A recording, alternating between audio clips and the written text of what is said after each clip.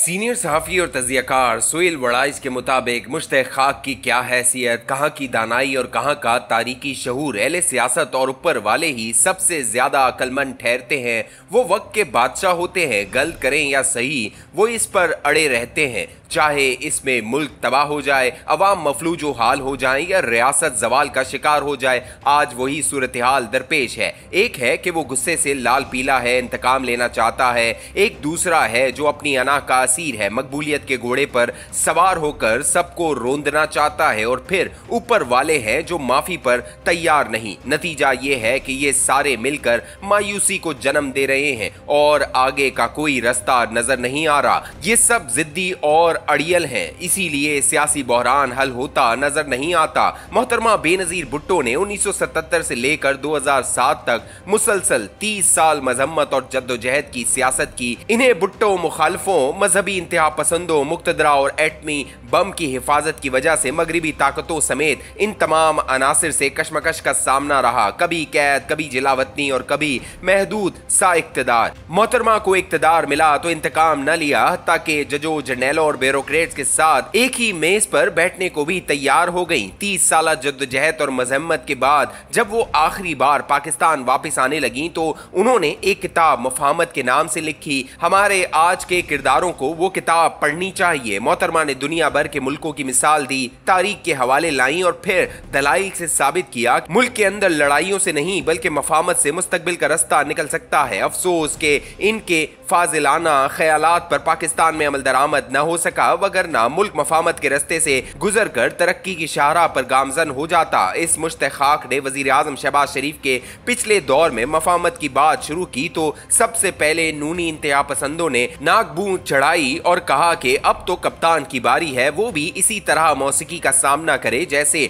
नूनियों ने किया है। मुश्तखाक ने जवाब दिया, इंतकाम की बारियां लगाने से मसला हल नहीं होगा। मंडेला और बेनजीर ने इंतकाम नहीं लिया। आज तारीख में वो सरखरू हैं और इंतकाम लेने वालों की कब्र पर कोई फातिहा तक नहीं पड़ता। इंसाफी तो हैं ही, जज्बाती वो तो हमेशा गालियों से ही नवाजते हैं। उन्होंने कहना शुरू कर दिया कि नून की हैसियत ही क्या है, इंसाफ के साथ सैलाब है जो सबको बहा कर ले जाएगा। चुनाचा इंसाफियों ने भी मुज़ाकरात से इनकार कर दिया। ऊपर वाले इन दोनों से कहीं ताकतवर और दाना है। इन्हें इल्म था कि ये गलतियां करेंगे और हमें इसका फायदा होगा और वैसे ही हुआ। मगर लड़ाई और जिद के इस खेल में रियासत और इसके शहरियों का कितना नुकसान हो रहा है, इसका इन तीनों फरीकों को अंदाजा तक नहीं। उम्मीद मर रही है जो सबसे ज्यादा नुकसानदेह है। मुश्ते खाक के मफाहमत पर जोर में दानाई नहीं, तारीख का जिंदा सबक पोशीदा है। अगर मुसलमानों के मजहबी फिरकों में लड़ाई न होती और मुसलमान तकसीम न होते तो मंगोल सकूत बगदाद में कामयाब हो सकते थे। मगरबी पाकिस्तान और बंगाली मफाहमत पर कारबंद होते तो क्या सकूत डाका हो सकता था।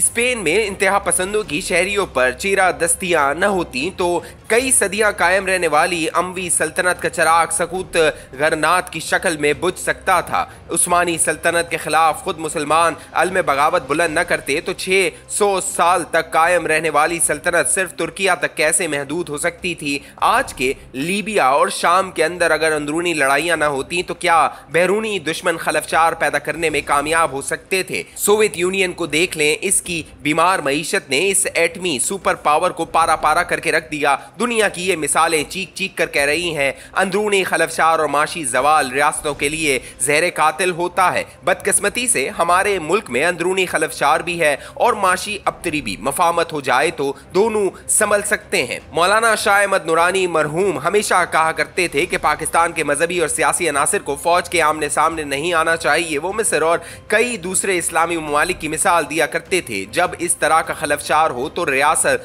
कमजोर हो जाती है। मौलाना नूरानी ने न किसी मार्शल लॉ हुकूमत को माना, न कभी ऊपर वालों की मदाखलत को तस्लीम किया। जनरल ज़ियाउल हक की तरफ से तरगीब व तहरीस के बावजूद उन्होंने डट कर इसका मुकाबला किया और जब इनके अहम और ताकतवर साथी जनरल ज़िया के साथ मिल गए तो उन्होंने सबको निकाल बाहर किया। पार्टी कमजोर हो गई मगर उन्होंने जमहूरी उसूलों पर समझौता न किया।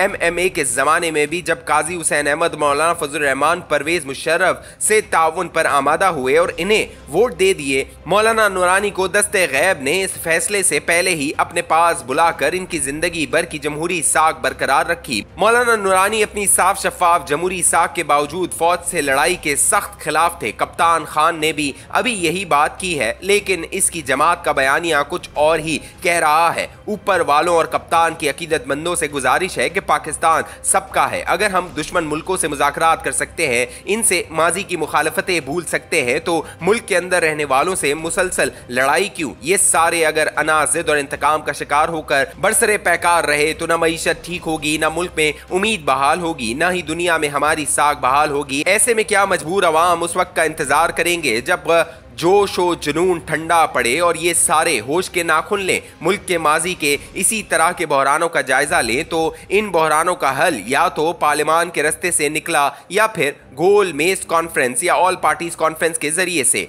फिलहाल ऑल पार्टीज कॉन्फ्रेंस या गोल मेज कॉन्फ्रेंस का तो माहौल नहीं है, अलबत्ता पार्लियामान का रास्ता खुला है। मुस्लिम लीग नून स्पीकर अयाज सादिक और तहरीक इंसाफ अपने पार्लियामानी लीडर उमर अयूब की हौसला अफजाई करे, वो सियासी मफाहमत की राह पर चलें और कदम ब कदम ऐसे सियासी फार्मूले की तरफ बढ़ें जिससे हम एतमाद के बहरान से निकल सकें और कौमी मफाहमत की अजीम शाहराह पर गामजन हो सकें। दूसरा रास्ता लड़ाई, हंगामों और हड़तालों का है। हम तो धरने भी देख चुके हैं। हम तो माजी की मुक्तदरा की मदद से पार्लियामान, टीवी और इससे पहले सुप्रीम कोर्ट पर हमले भी मुलाहिजा कर चुके हैं। नतीजा क्या निकलता है? मजीद अदम इस्तेहकाम, मजीद माशी अबतरी। आखिर हम अपनी माजी की गलतियों से सबक क्यों नहीं सीखते? सियासतदान जिस पेड़ पर बैठे हैं इसी को क्यों काटना चाहते हैं? सियासी अदम इस्तेहकाम रहे तो मईशत भी देर पा इस्तेहकाम नहीं आएगा। मुश्ते खाक की न सुनी गई न सुनी जाएगी। कम अज कम तारीख का सबक, माजी के तजर्बात और दुनिया की मिसालें ही सामने रख लें। ये सारे अगर गांधी और जिन्नाह की तरह अपने अपने मौकिफ में लचक के लिए तैयार हो जाएं, अना और जिद की बजाय कौमी मफाहमत